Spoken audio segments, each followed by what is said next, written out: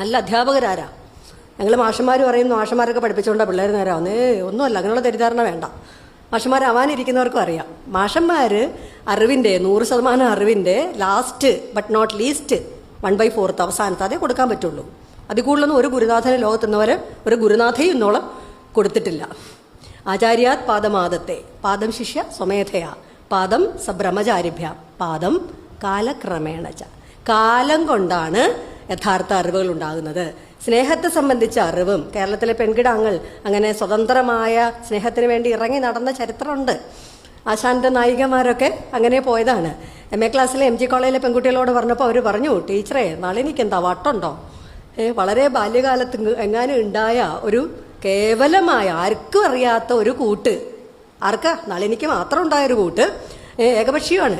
നളിനിക്ക് മാത്രം തോന്നിയതാണ് ദിവാകരൻ എന്നോട് നല്ല ഇഷ്ടമാണെന്ന് കുട്ടിയായിരുന്നപ്പോൾ തോന്നിയ ഒരു ദിഷ്ടം. എന്നിട്ട് പോയതങ്ങനെ, എൻ്റെ ഏകധനം അങ്ങ് എന്ന് പറഞ്ഞിട്ട് എവിടേക്ക് പോയി? കേരളത്തിലെ ഒരു പെൺകിടാവ് അങ്ങ് ഹിമാലയത്തോളം പോയി. വർഷം ഏതാന്ന് കണ്ടോളൂ. 1900 ആദ്യകാലത്ത് അങ്ങനെ ഒരു പെൺകിടാവിനെ കൊണ്ടുപോകാൻ ആശാന് സാധിച്ചു, കുമാരനാശാന് സാധിച്ചു. പറഞ്ഞു വെക്കുന്നത്, നളിനിയും മോക്ഷമെന്ന് കരുതിയിരുന്നത് എന്തിനെയാ? ആരിലൂടെയാ? ദിവാകരനിലൂടെയാണ്. ലീലയും മോക്ഷമെന്ന് കരുതിയത് ദിവാകരനിലൂടെയാണ്. ഇക്കാലത്തെ പെൺകിടാങ്ങളെ എനിക്ക് നിങ്ങളോട് പറയാനുള്ളത്, ഏത് സ്നേഹവും ഏതു പ്രണയവും സ്നേഹത്തിന്റെ ഒരു രൂപമാണത്. ഏതും ക്രമാൽ മാത്രമാണ് ബലമായി വരുന്നത്. അത് പൊടുന്നനെ കണ്ടിട്ട് എന്ന് കരുതി ഒരു പ്രണയവും വിശ്വാസമില്ലാത്തതാണ് എന്നും ധരിക്കണ്ട, എന്നും കരുതണ്ട. പക്ഷേ അത് ക്രമാൽ ബലമായി വരുന്നതാണ്. ആ ക്രമാൽ ബലമായി വരുന്നതിന് മാത്രമേ അഴകുണ്ടാവുള്ളൂ. അതാണ് അഴക്, അതേ സത്യവും. അല്ലാതെ പൊടുന്നനെ വരുന്ന എന്ത് തരം ഇഷ്ടത്തെയും ഒരു നിരൂപക ബുദ്ധിയാ. എല്ലാത്തിനെയും സംശയത്തോടെ കാണാനല്ല പറഞ്ഞത്, മറിച്ച് അവരവരെ സ്വന്തം അവരുടെ വ്യക്തിത്വത്തെ, ഇന്റഗ്രിറ്റിയെ എന്ന് കരുതി പ്രണയിക്കാനൊന്നും മറന്നും പോരുത് കേട്ടോ. ഞങ്ങളുടെയൊക്കെ തലമുറ ഇപ്പോൾ വിപ്ലവം വരും, അതുകൊണ്ട് പ്രണയിക്കരുതെന്ന് വിചാരിച്ചിരുന്ന ആളുകളാണ്. വിപ്ലവകാരി പ്രണയിക്കാമോ എന്ന് വിചാരിച്ച ആളാണ് ഞാൻ. കൊച്ചോനൊക്കെ അറിയാം, ജയപ്രകാശിനൊക്കെ അറിയാം. അതുകൊണ്ട് പ്രണയമൊക്കെ നമ്മൾ മാറ്റിവെച്ചു. വിപ്ലവം വരട്ടെ എന്നാണ് നമ്മളൊക്കെ കരുതിയിരുന്നത്. വിപ്ലവം വന്നിട്ട് പ്രണയിക്കാമെന്ന് വിചാരിച്ചു. അപ്പോഴത്തേക്ക് പ്രായം കഴിഞ്ഞു പോയി. അതുകൊണ്ട് പ്രണയം മോശമുള്ള കാര്യമൊന്നുമല്ല. പക്ഷേ ഒരു 100% അവർ 85 വെച്ചിട്ട് ഒരു 5% അവരവരുടെ ഹൃദയവും അവരവരുടെ ഉള്ളും അവരവരുടെ ഉള്ളിലെ വെളിച്ചവും. അലക്സാണ്ടർ ലോകമൊക്കെ കീഴടക്കിയിട്ട് തിരിച്ച് നാട്ടിലെത്തി കൊട്ടാരത്തിലെത്തി. അപ്പോൾ ഉണ്ട് ജ്ഞാനവൃദ്ധനായിട്ടുള്ള ഡയോജനസ് അവിടെ ഇരിക്കുക. എല്ലായ്പ്പോഴും പഠിച്ചുകൊണ്ടിരിക്കുന്ന ഡയോജനസ്, റാന്തൽ എന്ന സങ്കല്പം മനുഷ്യർക്ക് സമ്മാനിച്ച ഡയോജനസ് അവിടെ ഇരിക്കുക. അദ്ദേഹം എല്ലാവർക്കും വേണമെന്നൊക്കെ കൊടുത്തു. കൊട്ടാരത്തിലെത്തിയിട്ട് പരിചാരകന്മാരെയൊക്കെ വിളിച്ചിട്ട് നിങ്ങൾക്ക് എന്ത് വേണം എല്ലാവർക്കും കൊടുത്തു. അപ്പോൾ ഡയോജനസിനെ കണ്ടിട്ട് തൊഴുതിട്ട് ചോദിച്ചു, അങ്ങേക്ക് എന്താ വേണ്ടെന്ന് ചോദിച്ചു.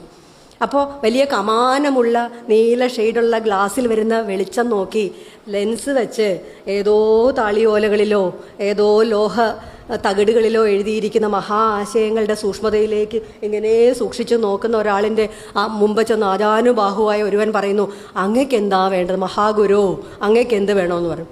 അപ്പോൾ പറഞ്ഞു, ലേശം ഒന്ന് മാറി നിന്നാൽ മതി എന്ന് പറഞ്ഞു. എന്താ? സൂര്യവെളിച്ചം, ഇടതടവില്ലാത്ത സൂര്യവെളിച്ചം പ്രപഞ്ചത്തിലെ മുഴുവൻ മനുഷ്യർക്കും വേണ്ടി വരുമ്പോൾ, ബാങ്ക് വിളി ലോകത്തെല്ലാവർക്കും വേണ്ടി വരുമ്പോൾ അത് എനിക്ക് കൂടിയാണെന്ന് തോന്നത്തക്ക വിധത്തിലേക്ക് എവള് മാറുമ്പോൾ, ഈ പെൺകിടാവ് മാറുമ്പോൾ, സൂര്യവെളിച്ചം മറയ്ക്കാതെ അങ്ങോട്ട് മാറി നിൽക്കൂ എന്ന് പറഞ്ഞതാണ് സമകാലത്തെ പെൺകുട്ടികൾക്ക് ആരോടൊക്കെ പറയാനുള്ളത്? എല്ലാത്തരം അധികാരഘടനയോടും ആണധികാരത്തിന്റെ എല്ലാത്തരം രൂപങ്ങളോടും ഇന്നത്തെ പെൺകിടാവ് പറയേണ്ടത്, ലേശം അങ്ങോട്ട് മാറി നിൽക്കൂ, സൂര്യവെളിച്ചം നിങ്ങൾക്ക് കിട്ടേണ്ടതുപോലെ ഞങ്ങൾക്കും കിട്ടേണ്ടതാണ് എന്ന് പറയാനുള്ള തൻ്റെ ഇടം, സ്വന്തം ഇടം, ആത്മാഭിമാനമുള്ളവരാവുക, നെഞ്ച് ഉറപ്പ് അകത്ത് തന്നെ ഉണ്ടാവുക. ഇവിടെ ഞാനുമുണ്ട്, എൻ്റെ തൂവൽ ഞാനിവിടെ ഉണ്ടായിരുന്നു എന്നതിന് തെളിവ് പി രാമേന്ദ്രൻ മനോഹരമായൊരു കവിതയിൽ എഴുതുന്നു. അടയിരുന്നതിൻ്റെ ചൂട് മാത്രം മതിയെന്ന് പറയും. അങ്ങനെ ബോൺ ക്രിയേറ്റിവിറ്റി ഉള്ള, സർഗാത്മകത ഇൻബോണായിട്ടുള്ള ഒരു അടുത്ത തലമുറയ്ക്ക് ജന്മം കൊടുക്കാൻ ഉള്ള ഉത്തരവാദിത്തമുള്ള, അതൊക്കെ മാറും. ഇനിയിപ്പോൾ ജീനോം തെറാപ്പിയിലും ജീനോം റിസർച്ചൊക്കെ മാറിക്കഴിയുമ്പോൾ ഈ അമ്മയാവുക ഏറ്റവും വലിയ അടിയാതാണല്ലോ. ഏറ്റവും വലിയ ഒതുക്കലിൻ്റെ ആയുധം അതാണ്. ഭയങ്കര ആയുധമാണ്. ഞാൻ സൂക്ഷ്മതകളിലേക്ക് പോകുന്നില്ല. അതുകൊണ്ടാണ് ഈ രണ്ടാനമ്മ വലിയ മോശപ്പെട്ട ആളായി മാറിയത്. അമ്മ തന്നെ ആയിരിക്കണം. രണ്ടാനമ്മ പോലും ആയാൽ അമ്മയുടെ 9 മാസവും 10 ദിവസവും മാത്രമൊന്നും അല്ല, ബാക്കി ജീവിതകാലം. രമാകാന്തൻ, കിളിമാനൂർ രമാകാന്തൻ എന്ന കവി ഞങ്ങളുടെ അധ്യാപകനായിരുന്നു. ഞങ്ങൾ MA പഠിക്കുമ്പോൾ ഞങ്ങളോട് പറയും, നല്ല എഴുത്തൊക്കെയുള്ള കാലമാണ് എനിക്കൊക്കെ അന്ന്. അപ്പോൾ നമ്മളോട് പറയും, ഒലിനെ ഒരു കാര്യം ഓർത്തോളൂ, കല്യാണം കഴിച്ചൊക്കെ കഴിയുമ്പോൾ 2 കുട്ടികളൊക്കെ ഉണ്ടെങ്കിൽ 20 കൊല്ലം അങ്ങോട്ട് മാറ്റി വെച്ചോളൂ എന്ന് പറയും.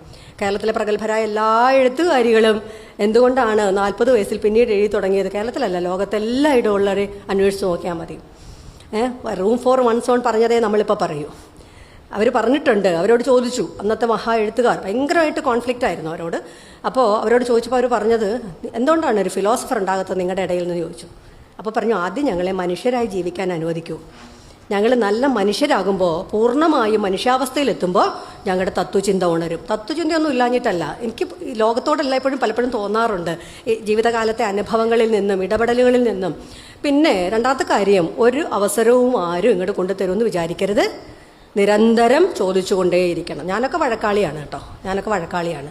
സർവകലാശാലയിൽ സെനറ്റ് തെരഞ്ഞെടുപ്പ് വരുമ്പോൾ, ഞാനൊക്കെ സംഘടനയിൽ നേതാവായി തുടങ്ങിയ കാലം തൊട്ട് തന്നെ നമ്മൾ ആവശ്യപ്പെടുന്നു. 68-ൽ കേരള സർവകലാശാല സ്ഥാപിക്കുമ്പം മുതൽ സെനറ്റ് തെരഞ്ഞെടുപ്പുണ്ട്. എല്ലാ സെനറ്റ് തെരഞ്ഞെടുപ്പിലും സ്ത്രീകളെ ഒരാളെ നിർത്തും. എയ്ഡഡ് കോളേജിൽ നിന്ന് 16 സ്ഥാനാർത്ഥികൾ നിൽക്കുമ്പോൾ ഒരു സ്ത്രീ ഉണ്ടാവും. എന്തിനാ? വേറെ 2 ആൾക്ക് ജയിക്കാൻ. ഇതിനെ തോപ്പിച്ചിട്ട് വേണം വേറെ 2 ആൾക്ക് ജയിക്കാൻ. നമ്മുടെ സന്ദർഭം വന്നപ്പോൾ നമ്മൾ പറഞ്ഞു, ഒറ്റയ്ക്ക് നിൽക്കുന്ന ഒരു പ്രശ്നമേ ഇല്ല, അവിടെ നേരിട്ട് ഇടപെടാൻ പറ്റുന്ന സന്ദർഭങ്ങൾ നേരിട്ട് ഇടപെടണം. ഒറ്റയ്ക്ക് നിൽക്കുന്ന ഒരു പ്രശ്നമേ ഇല്ല, 4-5 ആളുകൾ ഒന്നിച്ചുണ്ടെങ്കിലേ നിൽക്കൂ.